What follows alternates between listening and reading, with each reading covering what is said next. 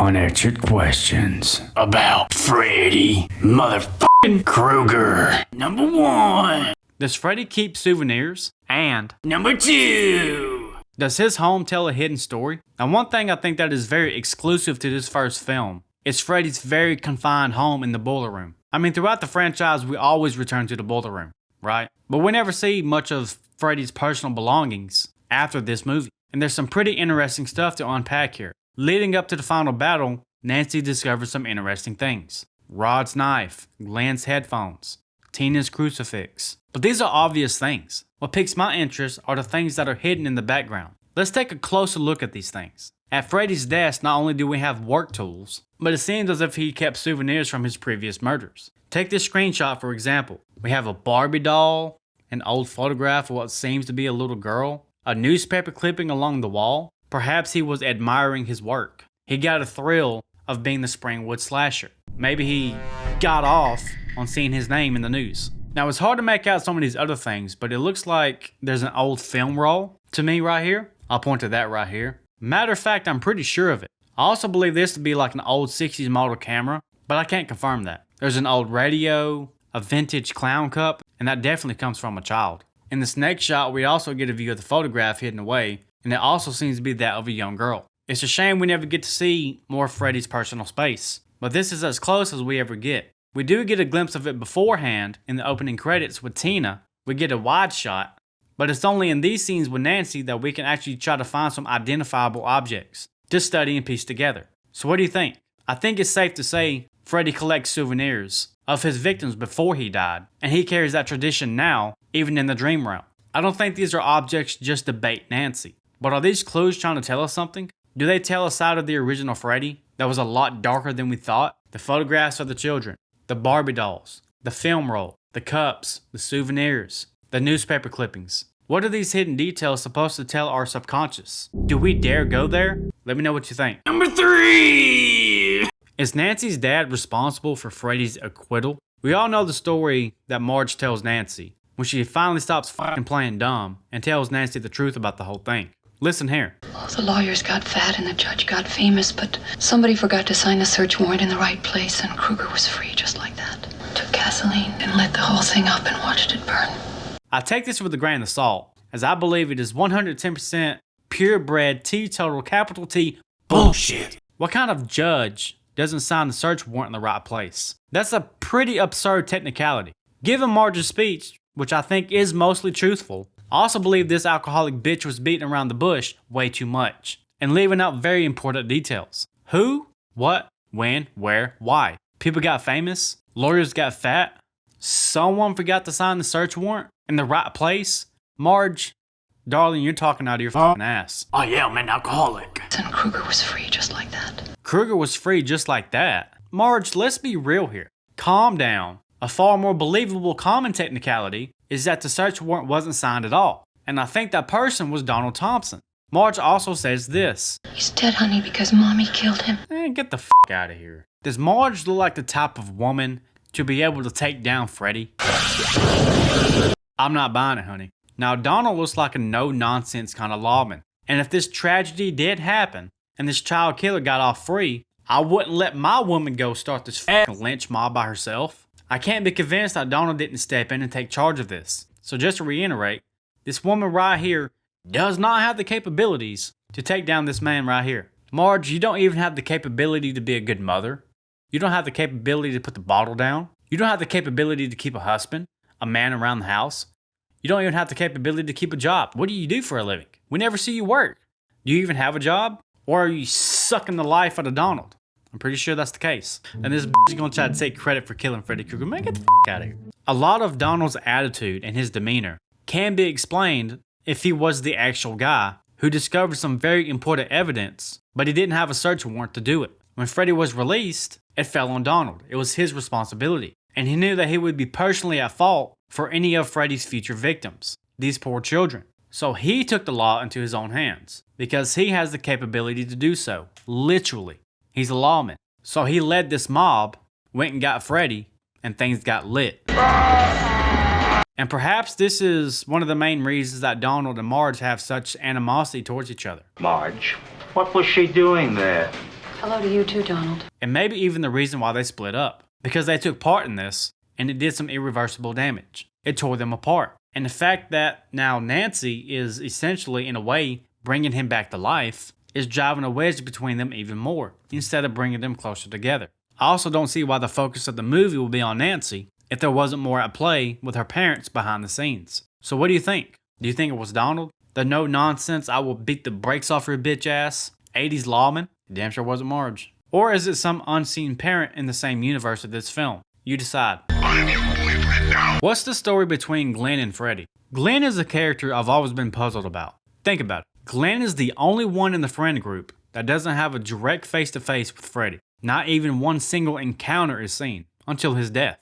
But even then it was so sudden, almost like a sneak attack. Yet it seems like he is the most confident, the most knowledgeable, and the most comfortable about the situation with the nightmares. Let me explain. Directly after Tina's first nightmare, when they meet up the next morning in school, Tina discusses her nightmare with them. It was the worst nightmare I ever had. You wouldn't believe it.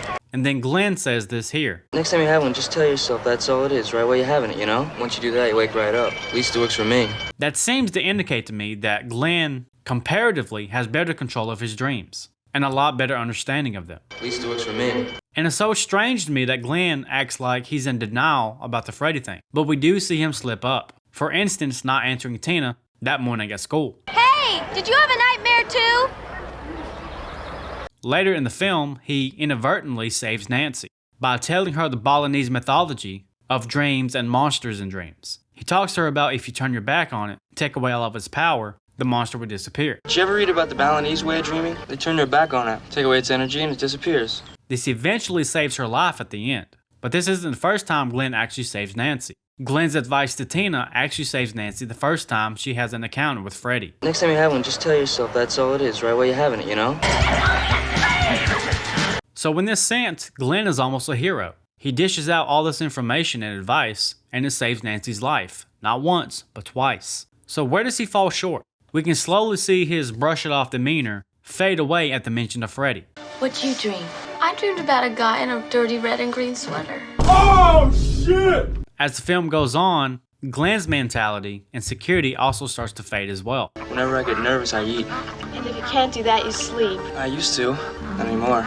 So, I think Glenn is more than just a boyfriend jock trying to get some I think in the beginning he was dangerously close to being somebody that Freddy couldn't manipulate. Someone who understood his own dreams very well. Once again, he had it all together. He had the answer. Maybe that's why he wasn't too concerned about Freddy in the beginning, because he already had Freddy beat. But I do think Nancy's downfall is also Glenn's downfall. I think he became vulnerable at the thought that his woman couldn't get a handle on it like he could. And once Freddy found that small chip in that protective layer that nobody else had, he wasted no time. He grabbed Glenn in that bed, and he got the only real threat out of the way. Fast. Number 5. Rapid fire round. Are we going to talk about how much of a creep Glenn is? I think he's more of a horn dog than Rod. And that's saying a lot. At least Rod is up front with it. I had a hard-on this morning when I woke up. Had your name written all over it. Glenn is legit outside Nancy's window, like a fucking peeping Tom, watching her while she sleeps. Glenn, not now. Morality sucks. I feel you, Glenn. Not like that, though. Glenn, are you still watching? Yeah, so? So in this scene, is Glenn supposed to be asleep or awake? What was he supposed to do? Was that Freddy toying with her? Did Glenn enter Nancy's dream? That really didn't become prevalent until Nightmare 3. Was this actually Freddy taunting her about Rod? Since the dreamscape changed, and now she's right close to the police station, it's pretty obvious this is now the dream realm. But she tells Glenn to wake up. Glenn, wake up! So you knew he was asleep? But when you wake up, you get mad that he fell asleep. Glenn, you bastard. Just stay awake and watch me. So was he supposed to stay awake and watch you if you start freaking out? If that's the case, how was he just in your dream if he wasn't asleep? What the f is going on here? I love this movie, but this scene makes no sense. Am I in the fucking Twilight Zone? What the hell is this finger? Is this supposed to be a coat hanger? Or is this, This is a weird ornament to have on your wall. It's bizarre. It's weird. The 1980s were wild. Number 6. Is Freddy tethered to Nancy's house? And Instrument. what happened to Freddy's real glove? Are they connected? Why is it that this house becomes part of the symbolism of Freddy?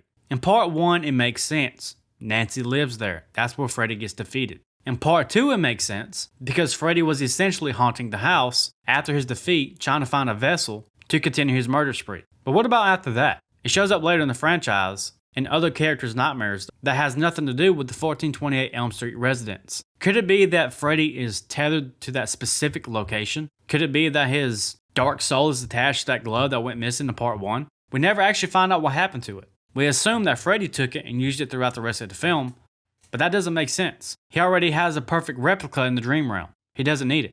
So why hide it? Could it be that Freddy somehow managed to hide this in the real world? And this is the link, the entryway, the portal between realms? Does he later reveal the real glove to Jesse in part 2? Go ahead, Jesse. Try it on for size. Kill for me. Or was this just simply a part of Jesse's nightmare? Is that why the house is so important? Because it has one last artifact tying Freddy into the real world? The glove, right there. Is the glove a tether? And he needs to draw people there into the house in some sort of capacity so he can invade their dreams? That's the only reason I can think of why 1428 is a reoccurring thing in the franchise, even though it has nothing to do with the rest of the characters, except for Freddy himself. But I guess Freddy doesn't need them to know. He just needs them to come close enough to that house, close enough to that glove, because Freddy left a piece of himself, and that piece never stopped festering. So yeah, Freddy might be dead, it might all be a dream, but the house, the missing glove, they're still there, and that means so is he. Number 8. Is the entire movie Marge's dream? And Number 9. what really happened at the end? And Number 10. what does it all mean? The original Nightmare on Elm Street has one of the most confusing, debated endings in the Mount Rushmore of horrors. But after years of theorizing, I think me and the crew in the Discord finally pieced together the most logical explanation. And it works. But to get there, we have to go back into the beginning of the movie, all the way to the end. This movie is infamous for making you question what's real and what's a dream. What actually happened versus what Freddy wants us, the audience and the characters, to believe what happened. What's reality and what is simply Freddy just manipulating what we think is reality. It's a constant mind game. And most of that comes from the eyes of our beloved final girl, Nancy. But what if I told you Wes Craven fooled us all? I don't think this story is told through Nancy's eyes. I actually think it's told through Marge's. Hear me out. This is a long one. That's what she said. Man, shut your What is seen is not always what is real. No shit. We first get a glimpse of how close reality is to the dream world pretty early in the film when we witness the opening sequence of Tina's nightmare. On the surface, it looks no different than everyday life. If you've never seen the film before and you jumped into the scene, you might not know that this is a dream sequence. It's not until the next morning when we see the infamous jump rope girls, and that's the first real warning sign, the signal that Freddy is nearby. As the franchise evolves, they basically become his personal calling card. We're introduced to Nancy, Glenn, Tina, Rod, and their subtle struggles with nightmares. It's amazing you saying that. That made me remember the dream I had last night. I dreamed about a guy in a dirty red and green sweater. They slowly die off one by one, and Nancy slowly slips into madness. We can then start better identifying what's actually a nightmare. Nancy falling asleep. Shit gets weird. Tina in a body bag. That hall pass bitch. So yeah, things get weird and then people die. But we know Nancy's story. We know how this plays out. But let's look at this same story through the eyes of Marge. And of course, it all starts with the hidden details. Marge is very aware of Freddy Krueger and chooses to ignore the warning signs that Nancy has given her. Even a cry for help, perhaps. At this point in the film, Tina has been killed, Freddy has already invaded Nancy's dreams, but Marge has begun having nightmares too. If we aren't breaking the fourth wall of the film, the rule of this series, this is the beginning of blaring inconsistencies that has Freddy's name all over it. Let's start with the disappearing alcohol bottle, seen in this scene right here. While she's talking to Nancy in the kitchen, this is a blink and you miss it moment. Now we all know Marge gets a little woo throughout the film. Matter of fact, she gets gone. Gone with the wind, bullseye.